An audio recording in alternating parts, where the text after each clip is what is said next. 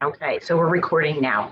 There were a number of people that said they couldn't make it today and they asked if we would record this session. So, okay, so we'll get started with first question to you is, what do you know about the Arizona Historical Society Certified Historical Institution Program, if anything? I'm very new to this.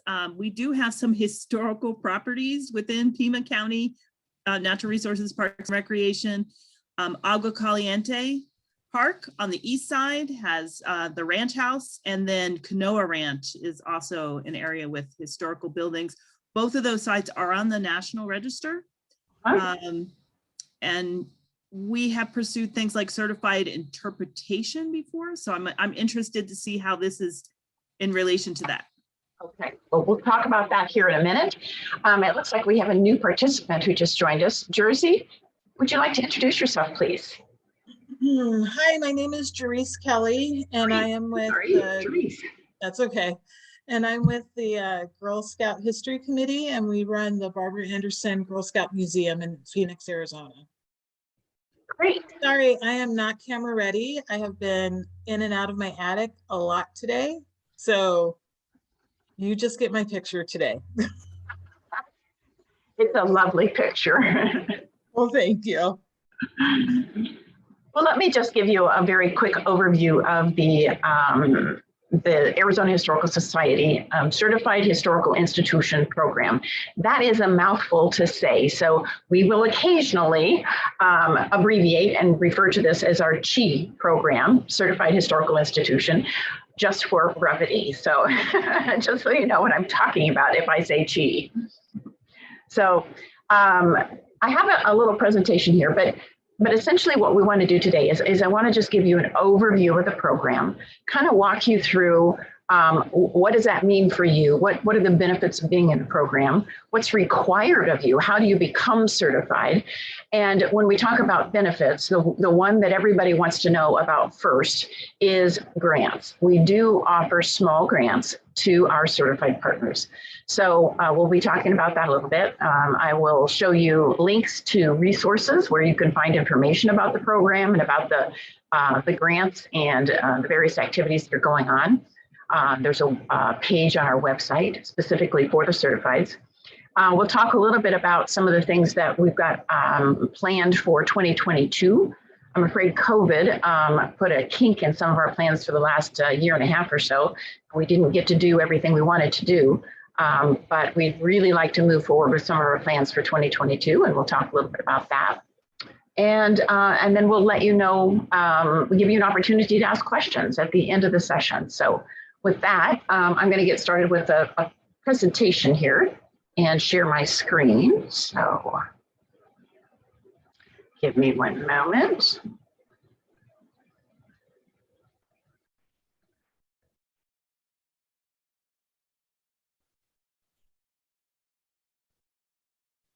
All right. Can everybody see that?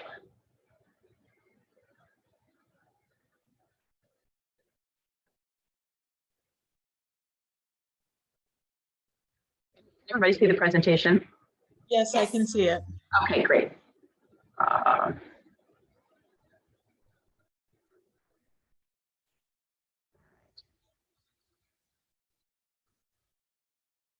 Remember that. So what's the purpose of the program? What's our objective here? It really is to support historical museums and organizations across the state to collect, preserve, and share Arizona's rich history. So collecting and preserving, that's everything from artifacts, photos, documents, records, anything that you might collect to help preserve and tell the story of the history of your organization or your community that your organization serves. Sharing that's all about telling the story from your community's history. And most do it through programs, exhibits, and events.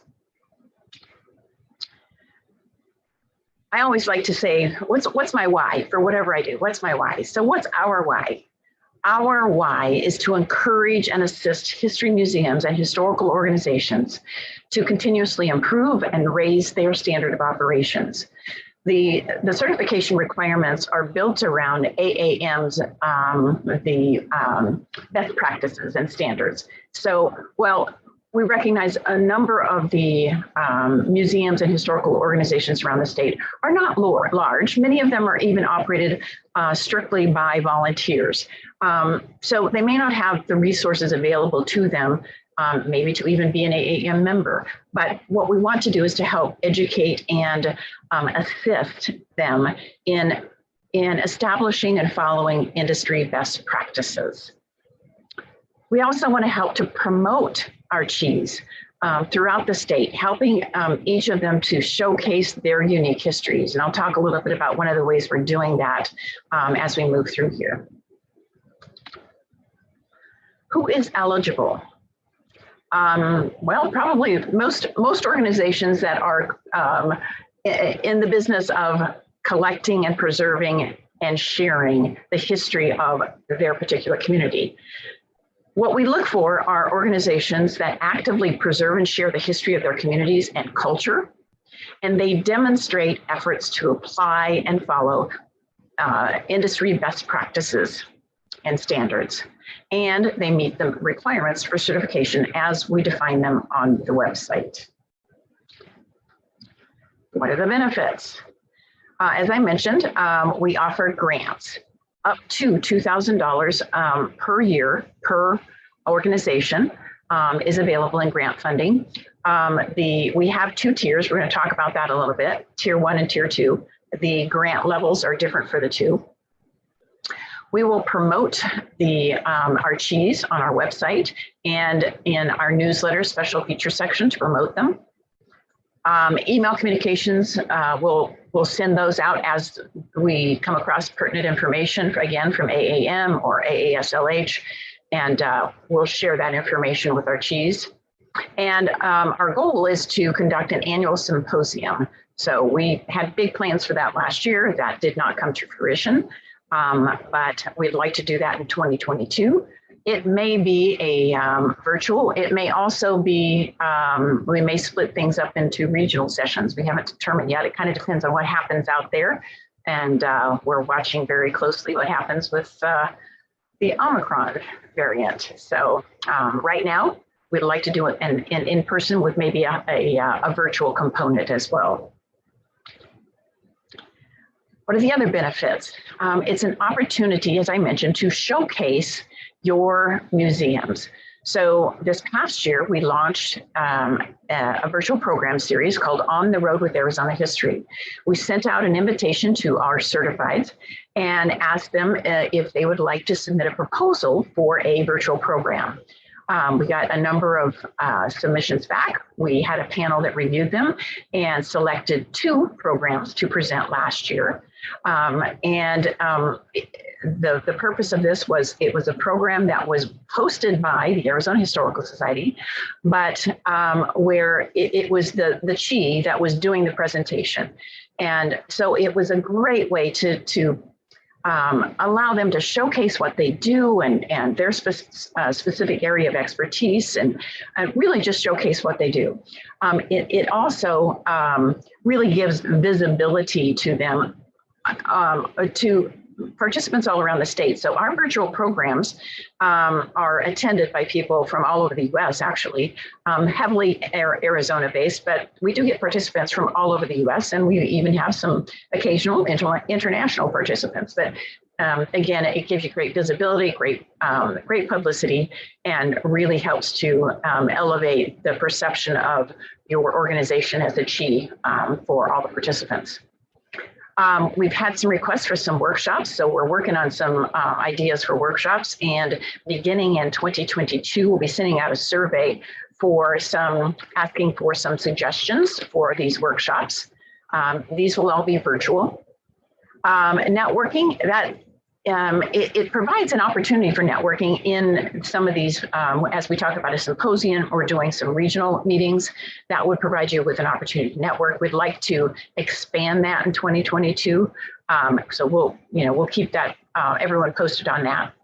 It also gives you access to AHS staff and educational materials. So as a CHI, you sort of get first priority here when you come to the museum with a question, and we try to help you out as best we can with any of the questions you might have. So let's talk about the certification levels.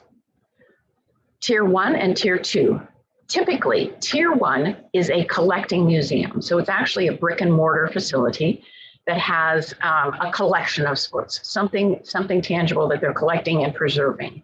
Open to the public, we have a minimum requirement of 416 hours of a combination of hours open to the public and public programming. So we changed that this recently because, especially with COVID, because everything was shut down, it really wasn't, we weren't able to serve our museums very well with this open requirement. So that 416 was a little fuzzy last year. It's probably a little fuzzy this year, quite frankly. The idea is you can replace that with public programming instead of the open hours. Virtual programming is a wonderful tool for reaching a larger audience, and that will fulfill the requirement for serving your community. We do require that you hold an active membership with AHS at the minimum institutional level of $50. And then the Tier 1s are eligible for a $2,000 grant annually. Tier 2 is usually those smaller historical societies and organizations that may not have a brick and mortar, but they're serving their community through public programming and events. And that requirement for public programming is 108 hours annually. Again, it requires an active AHS membership, and Tier 2s are eligible for a $1,000 grant annually. Any questions? No? Okay. So what's the process? Every year we have a certification process, and that window for certification application is open right now. It will close on January 15th. On our website, there is information about the guidelines. All of the application forms are there. It's really important to read through the guidelines and requirements, but the application form itself, it's a fillable PDF. We ask that you just, you go download the form, save it and fill it out and email it in. We do ask the first time around, we ask for some additional supporting documentation because we want to know a little bit about your institution. We want to know, who are your board members? We want to know, well, if you've got a couple of pictures of what your museum looks like, we want to know what that looks like. So we ask for a little bit of information. We want, are you a 501c3? Can you show us your IRS letter? Those kinds of things. So just some standard documentation requirements the first time around. Obviously contacts, who are the primary contacts. So that's the first time around. For subsequent years, once you are certified, then we ask that once a year, you simply fill out a one-page renewal form that updates any contact information if there's been any changes, and that's all that's required. There's no additional documentation or anything unless there have been some significant changes to your organization. So the first time around, we ask for more information. It's a little bit longer application form, but after that, once you're certified, then you're pretty much good to go with just a verification each year after that. We're going to take you to the web page here. Let's take a look at that. I do have a question. Sure. So each of our sites that I mentioned, Agua Caliente and Canoa Ranch, both have affiliated support groups with them, like Friends of Agua Caliente. Would that be the group that would be applying, or could we apply as part of county government? Apply yourself. Yes. Okay, because you mentioned the 501c3, so I wasn't sure about that. Yeah. Your support group could also apply on your behalf. Yeah. All right, let's see here.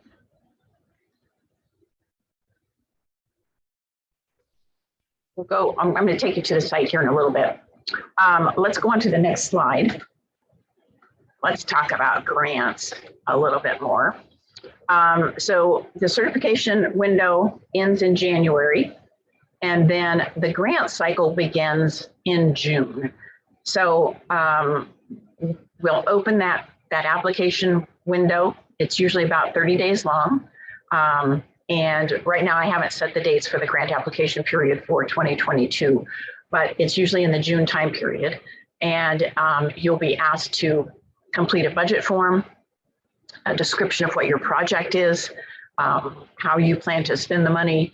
It's kind of like it's a very straightforward, simple grant application form.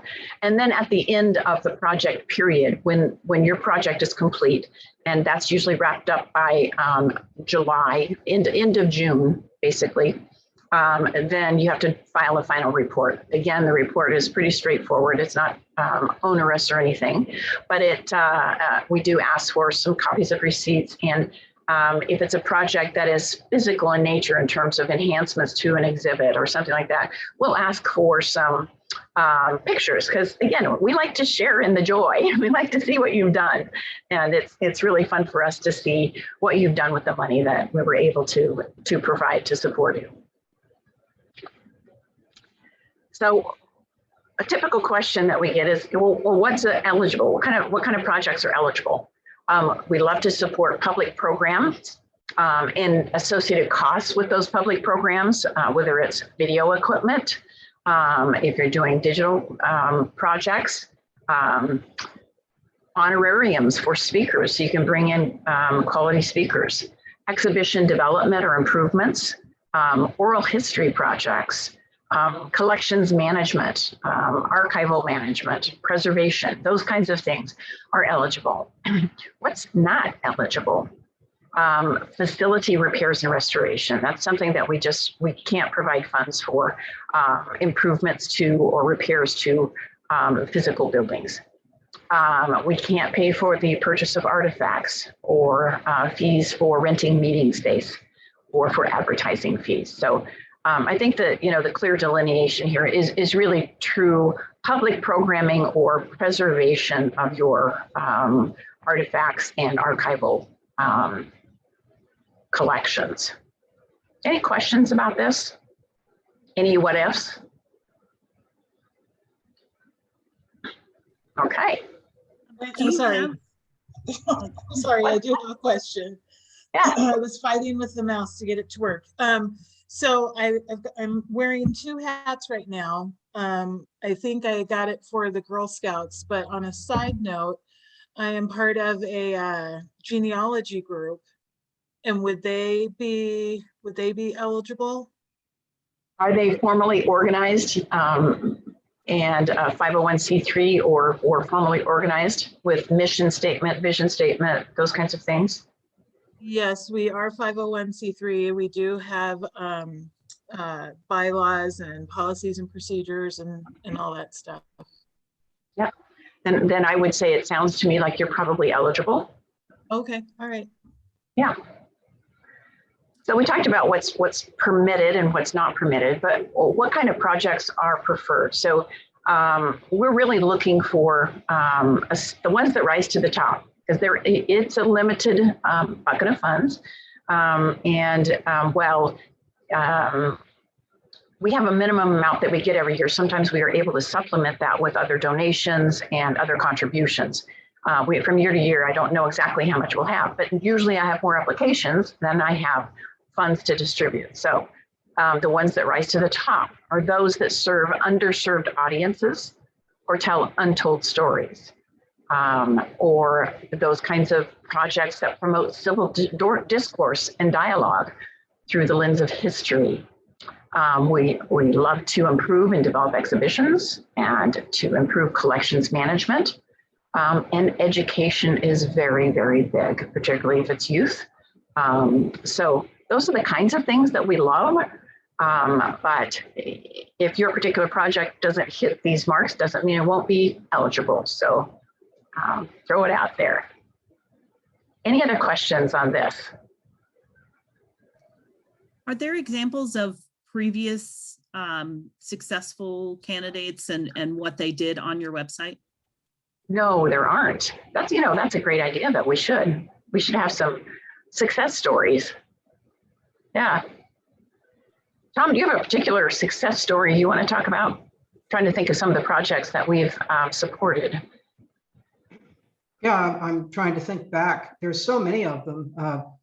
Restoration of a rail car, historic rail car is one of those that's come back on more than one occasion. I think they're finally finishing up now. So there's been several in the past that have actually done a phase 1 or phase 2, which is neat to actually see the progress, especially in the rural areas. So yeah, I think the rail car is pretty cool. That's been a neat one that's really showed a lot of positive results. One of the things for here, years ago, we needed to improve our capability of presenting for programs and events. And we submitted a grant request for a motorized screen that we could hang actually on the wall and use it for programs. And that's the gift that keeps on giving. We're still using that, and it's been really a great improvement for events and room rental, for different people that needed the facilities for meetings. That's just a couple I can think of offhand. Thanks, Tom. Thank you, Tom. I had another question about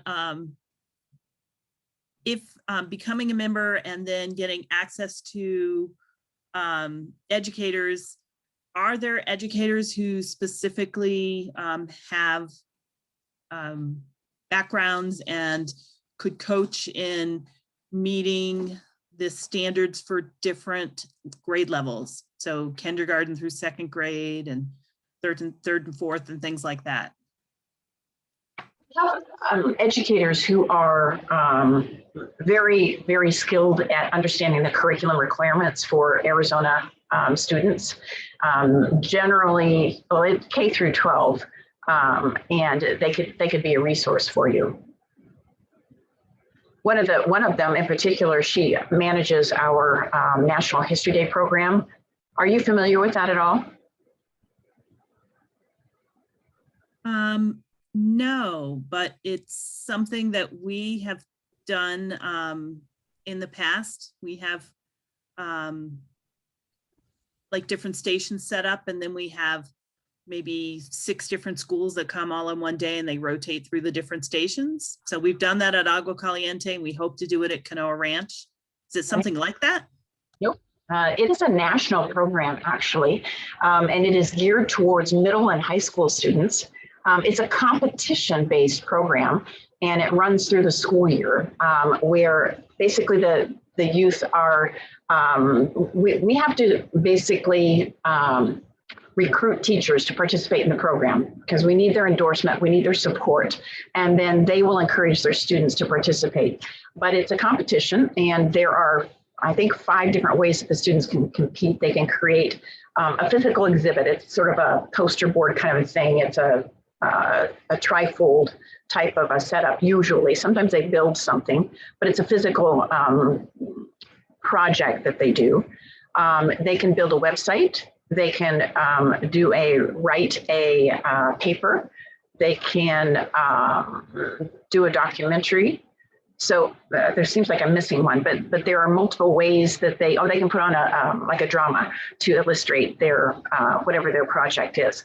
But it is overseen by the National History Day organization. Again, it's a national competition, and so the students will get coached. They'll attend workshops, help them decide what their project's going to be, give them tips on what will make it better, how they can improve. It teaches them primary sources, how to do research, how to write papers, how to present.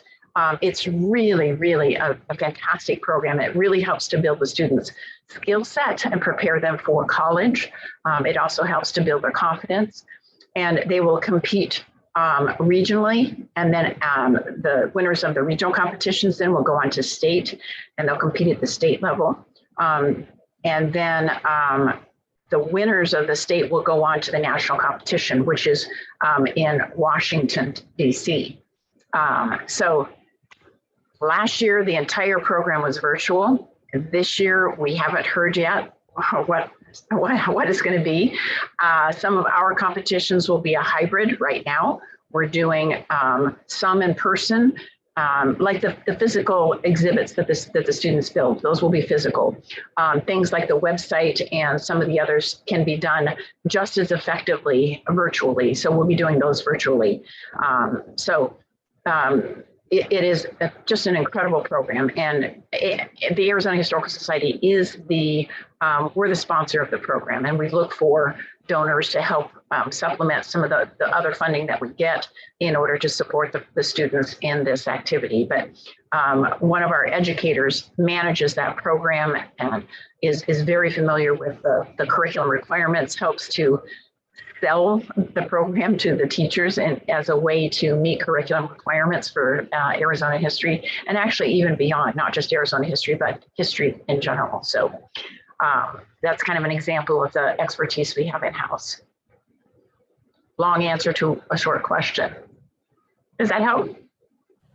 Yes, I used to be a 4-H agent, so we did very similar things, and yeah. We had regional competitions, well, county competitions, then regional, then state, and then the successful students got to go on to a national. So yeah, it sounds very familiar. Okay. We take you to our website, and let's take just a quick look around there so you can see what it looks like.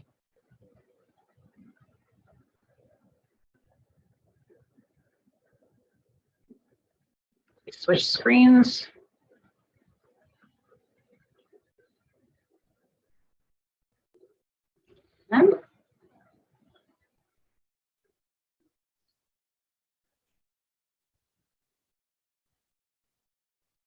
And we still have this. Okay.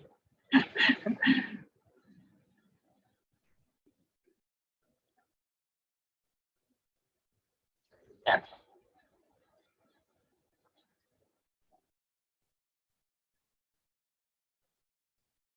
All right, well, that's not working for me. It's not sharing the screen. We can see it right now. We can see the website. Can you? Because I still see the presentation in front of me, so sorry. No, it's back, Ton. I can see it too. Okay, I love that. That's funny. So basically, this is found on our website, azhs.org. And you would go to visit up here, Certified Historical Institution Program. And then you go over here, and there the program information is the first one. Down below is a listing of our Certified Historical Institution Program partners. So what you're looking at right now is the first tab. So here's where you're going to find all the information about the program itself, the requirements. We have the important dates over here on the left. And then all the forms are located over here on the right portion of the screen. So we have guidelines for certification. We have the one-page renewal form I referred to for the annual renewals, and then the application forms for Tier 1 and Tier 2. And then the final report for the grants that were issued this past year, then those will be coming due June 15th of 2022. And then fairly soon, we'll put up the information on the grants for the next cycle. So we will post that here. But you'll find pretty much everything you need to know on this page right here. Let's go to just a quick peek at the institutions right here.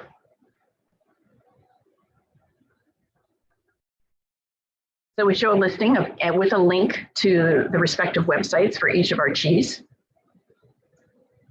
So you can always find, if you have a question about something, these are some resources as well. They're, fellow chiefs that are happy to help you. Okay. All right.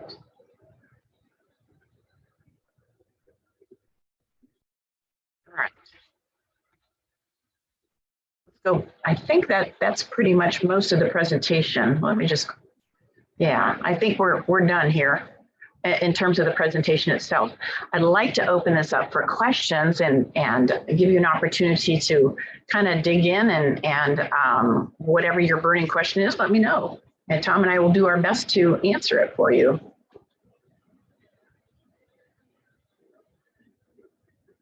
And it looks like we have someone who just joined, Julia.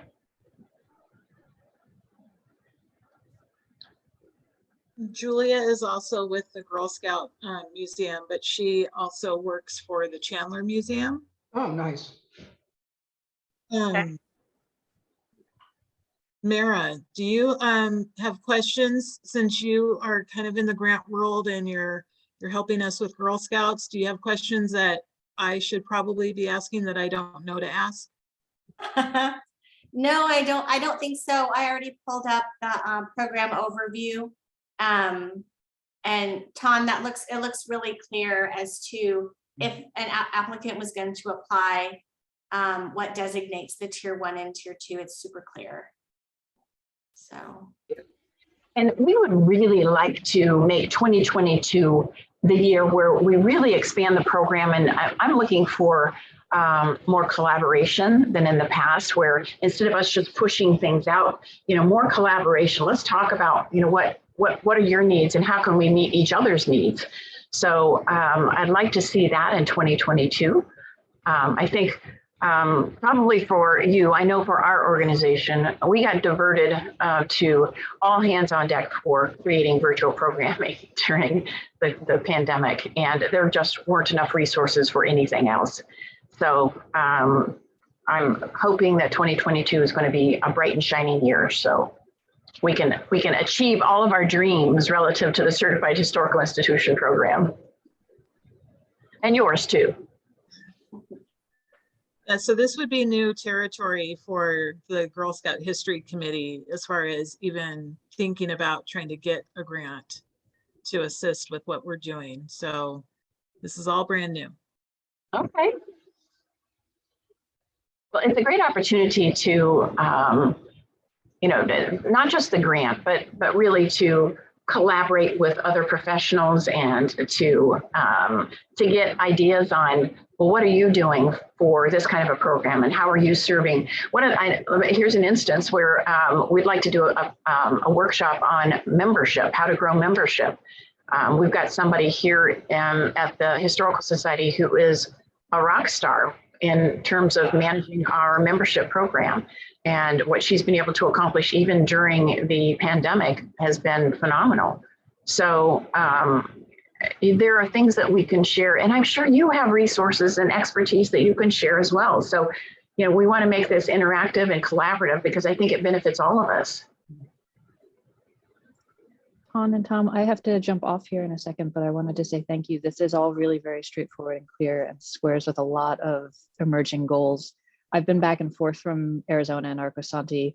This is my second go around, and I was in Oregon over the last 7 years, where the Oregon Historical Society, of course, is deeply involved in a lot of things. So I got to know them, and I'm really grateful to be getting to know all of you. And I just hope that we can find the time between now and January 15th to pull this off. I'm also really grateful that you're recording it because I do have a couple of colleagues and a new executive director to share all of this with, but I suspect we will be going for it this year. We're so glad that you were able to join us today, and we'll look forward to seeing your application. Wonderful. Thank you so much. You got it. Bye, Kate. All right. Anyone else have any questions? I don't think so. Okay. Thank you. But thank you for the presentation. When the email came in, I was intrigued. Perfect. Well, I'm glad you were able to join us today. And again, I would look forward to getting your application and having you join the Chiefs. All right. Well, thank you. All right. Full holiday season if I don't talk to you again before that. All right. Thank you so much. Thanks, everybody. Thanks. You bet. Mark. Have a great day. I see you. Bye. Back on here.